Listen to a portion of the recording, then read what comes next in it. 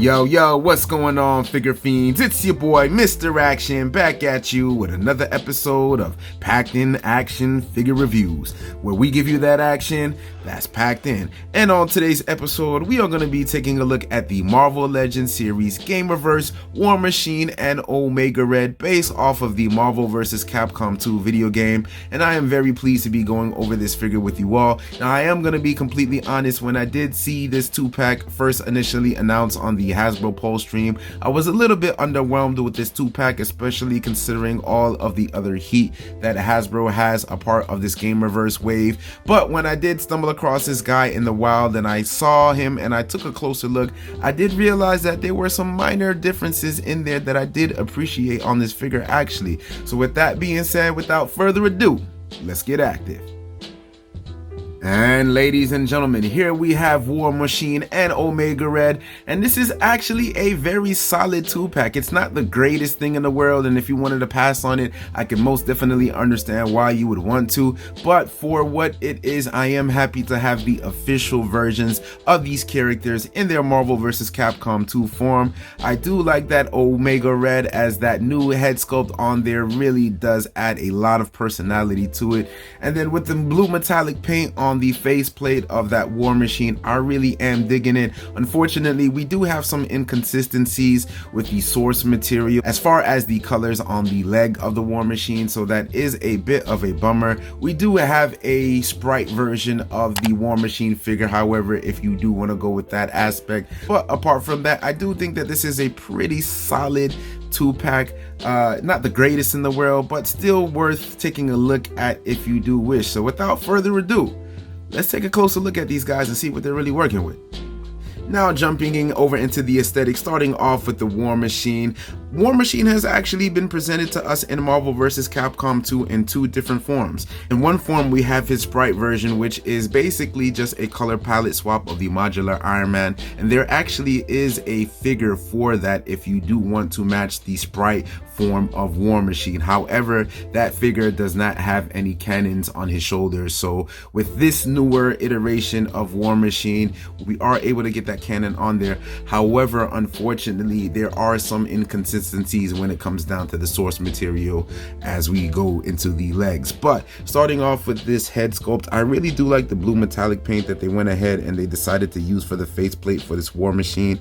I think it really does add a premium look to the figure. I just really do wish that they would have added blue metallic paint on the rest of the blue portions of the body. What we have here is blue marbling, which does work for the figure, but I definitely do feel that if we would have had that metallic blue, it would have given this figure a very nice premium finish. But the head sculpt on this guy is very well done. I do like the way that it came out. Then moving down over here to the neck, we also do get some very nice sculpted work detail in there, as you guys can see, and I really like the direction that Hasbro decided to go with this. I do believe that this is 2 separate pieces, so you are going to get some very nice articulation, but I will get touch base with that when we get into the articulation. But as far as the rest of the figure, we can see that the majority of the armor is kind of this muted black here, and if we take a look at the source material with the armor, we're going to see that it is pretty accurate, even down to the armored plate on the abdominals and on his underwear here. We see that it does match up. Taking a look here at the size of the figure, everything is pretty much accurate. However, where we do lose a bit of accuracy is going to be here in the leg portion. Unfortunately, in the video game, we see that this portion of the leg is black, and I would have really liked to have it black, because with this here, we do see that there are some nasty seam lines. We do have like the plastic seam line itself, and then we also have like this marbling seam line. I don't know if you guys can see the 2 seam lines there, but it is quite of a bummer, as you know, if this had been black, we probably would not have seen those imperfections. Then moving down to the rest of the legs, we do have the pin legs, which I do know was a bit of a controversial thing for a lot of people, as the rest of the figure is pinless. It would have been nice if these were pinless as well, but I'm not one of those people where it makes, you know, that much of a deal breaker for me. But apart from that, this figure is pretty decent. We also do have some more marbling QC issues here on the back of the figure. Thankfully, it is on the back. But if you are one of those people where you like your figures to, you know, be overall well-rounded, that might be a issue for you. But apart from that, I do think that this is a pretty well sculpted War Machine. I really do like the fact that we have this portion here where you can add his arm cannon, where we can add his cannon. However, I do wish that we would have had it on this side too here as well, just so that way we had a little bit more versatility and more options as far as him shooting his rockets and stuff like that. But it's a pretty solid War Machine, you know what I mean? It's not the greatest thing in the world, but if you did want a more accurate War Machine that you can add into your Marvel vs Capcom collection, you can definitely utilize this guy. But if you prefer the sprite version, then I can also understand why you would want to go with that. Now moving along over into the articulation, our War Machine here, his head is on a double ball peg, so we do get a quite bit range of motion as far as moving it around and with the pivots. Unfortunately, as far as looking up, we're not going to get the best range of motion. That's as far as looking up as he can get. But as far as looking down, you can also get him to look about this far down. And because we have this little neck plate here, it is going to be a bit of a hindrance, but you can actually get it down if you do push. Just be mindful of the chin and the neck rub. Then coming down over here to the shoulder, despite the fact that he has these big shoulder pads, we can still get a nice T-man pose, so you can get his arm all the way out there. He does have bicep swivel, which is really nice, and then he also does have the double jointed elbows, which reaches about a 90-degree angle due to how thick this is on his arms. Unfortunately, you're not going to get past 90 degrees. Then coming over here to the abdominals, we do get a nice little ab crunch from a side profile. This is about as far down as you're going to get, so not the best range of motion going forward, but as far as going back, you do get a nice range of motion. He does have waist articulation 360 degrees, so that is always nice. Then as far as legs, he can kick up this high, which is pretty decent. And then as far as kicking back, you're not going to get the best range of motion. He does have thigh cut 360 degrees, so you can twist it there. And then he also does have double jointed knees, which does not give you boot to butt, but still a good range of motion. Then coming down over here to the legs, we do have hinges that go all the way down as such. They do come up as such, and then he also does have ankle pivot. No boot swivel, but we do have that swivel there in the thigh cut. Overall, pretty decent standard articulation. I'm not looking for my War Machine to be the most flexible, agile character, but for the articulation that he does have, you are able to get him in some pretty cool poses, so I'm very pleased with the articulation. Now moving right along over into the accessories with the War Machine, starting off with his cannon here. I do like that we do have this additional accessory, and we do have some nice detailing in there. Nothing really too special, but if I'm going to be completely honest, I do prefer the cannons that we've had with previous iterations of War Machines before.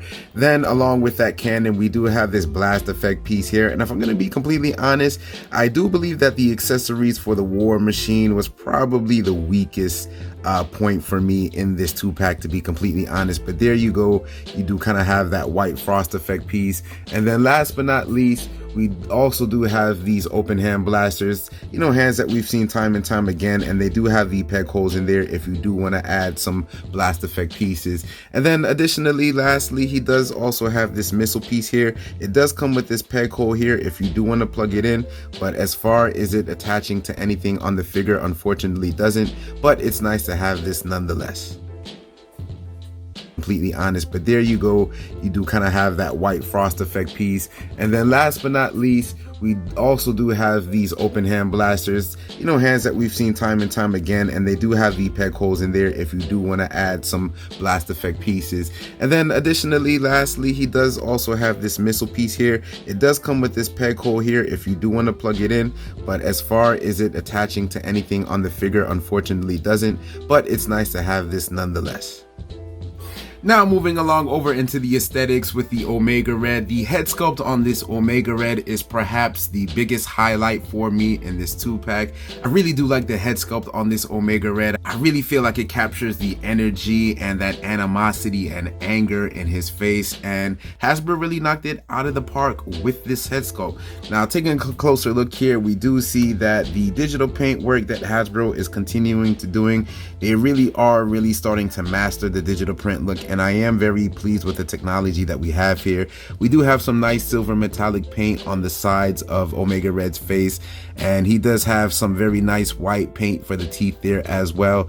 And I'm really liking the way it came out, man. I do wish that we probably would have had a little bit more of a wash in the head sculpt to kind of bring out some more of the smaller details, but I really do like the way how this came out. Then moving down over here to the shoulders, we do have a new piece here. This is different from previous Omega Reds that we've had before. However, the one thing that I did notice with almost every version that I've come across is there does appear to be some QC issues over here with the paint, and I'm not quite sure how that ended up like so. My first initial hypothesis was that, you know, maybe the hair was, you know, maybe laying on the paint as it was drying, and maybe that's why we have that. But almost every Omega Red that I've seen for the Gamerverse 2-pack has almost QC issues here on the shoulder pads, which really is a bummer. On the back of the shoulder pads, it's not as noticeable, but I do realize that here towards the bottom of the shoulder pad there is some QC issues as well. So that is something to look out for. If you are picking up an Omega Red, just, you know, double check that for the QC, because you are going to have that problem. Then taking a look at the rest of the body, it's a theme that we've seen before with previous Omega Reds. I do like that they went ahead and they decided to paint these capsules here a silver metallic as well. And then we also have some more silver metallic here on the belt. And then taking a look at the rest of the body, it's the same thing that we've seen before. One difference that I do notice is that with the previous Omega Red that was in the Sauron Build-A-Figure wave, the red at the top portion of the thigh was a different color than the bottom here. They did fix it and they gave us more consistencies with the red. Then moving down over here to the knees, we do see that there appears to be it looks almost metallic, but it almost looks like it's marbling silver too as well, but it does work. For the source material, I do believe it's white, but if you look at the Sprite version of Omega Red, it does appear to be silver. So, you know, it could be argued with whether or not you want that to be white or red. But moving down to the rest of the legs, we do have the pinned legs, which is a bit of a head scratcher for a lot of people with a lot of these 2-packs, as the upper portions of these figures are pinless. So a lot of people had said, you know, why don't we have, you know, a completely pinless figure, which I can definitely understand why you guys feel that way. But as far as the rest of the figure is concerned, this is a very nicely sculpted Omega Red. Again, it's stuff we have seen before with the additional head sculpt, and I do feel like the head sculpt really does add a lot of personality and character. Very happy with this guy, happy that I was able to pick him up. Unfortunately, he does have those QC issues, which I do wish Hasbro would really fix, but apart from that, it's a pretty solid figure. Now moving along over into the articulation, starting off with the head sculpt. This Omega's red head is on a hinge, so you are going to be able to get him looking up about this much. So from a side profile, that's how far you're going to have him looking up. And then as far as looking down, you can look quite down quite a bit as well. Unfortunately, as far as pivoting going side to side, you aren't going to get that much. He also does have some articulation here on his ponytail, so you can get that moving to get some really nice dynamic poses. Then coming down over here to the shoulders, we are able to get his arms all the way up to about a T-man pose. So, you know, you're probably not going to get it all the way up, but up enough.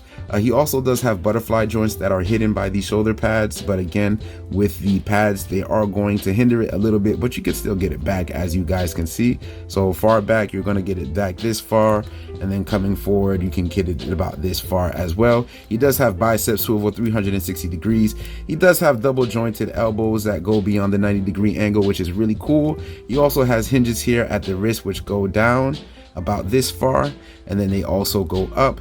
Just be mindful of his forearm guards, as it does hinder it a little bit. Then moving down over here to the waist crunch, we do have that crunch that does go back forward this much, which is really cool, and then he also does go back about this much, so nice articulation going there.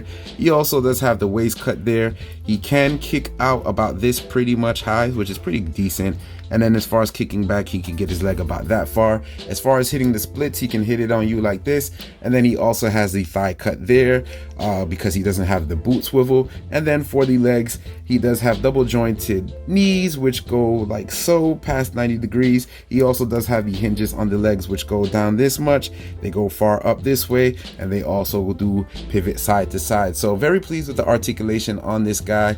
You know, it's articulation that we have seen before. I do like the butterfly joints on this guy. I do think that, you know, Omega Red is a pretty agile character. He may not be as super agile as like somebody like Black Panther, but he can still get around and do some damage. So I am very pleased with the articulation that we have on this guy.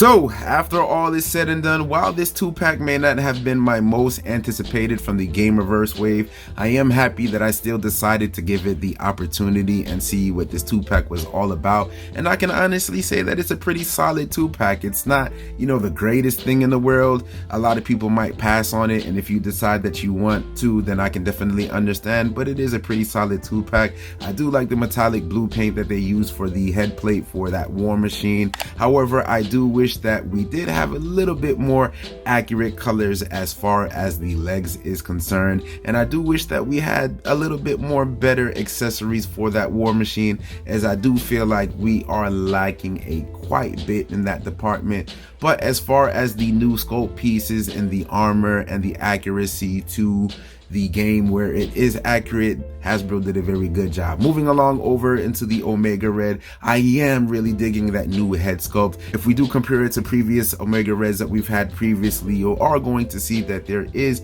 a major upgrade in the detail and the paint department. So Hasbro really knocked the ball out of the park. And then we also do have the new additional added pieces with the armor. Unfortunately, we do have some QC issues with some of the metallic paints that are on there, but as far as the reference to the source material, it is pretty accurate, and I am very pleased to have that. If I had to give this 2-pack an overall rating, I would give it a 7.9, as we have seen these characters before and there really isn't that much different from those characters that we've seen previously, but it is still nice to have this as a 2-pack, as we do have the official versions of these characters for the Marvel Vs Capcom 2 video game. So with that being said, thanks for checking out another episode of Packed In Action Figure Reviews, where we give you that action that's packed in. Now, if you guys like the content that you've watched on the channel so far, please do me a huge favor. Please like and subscribe, as it tremendously helps out my channel and the YouTube algorithm. I would greatly appreciate it. Thanks for checking me out. Stay packed in.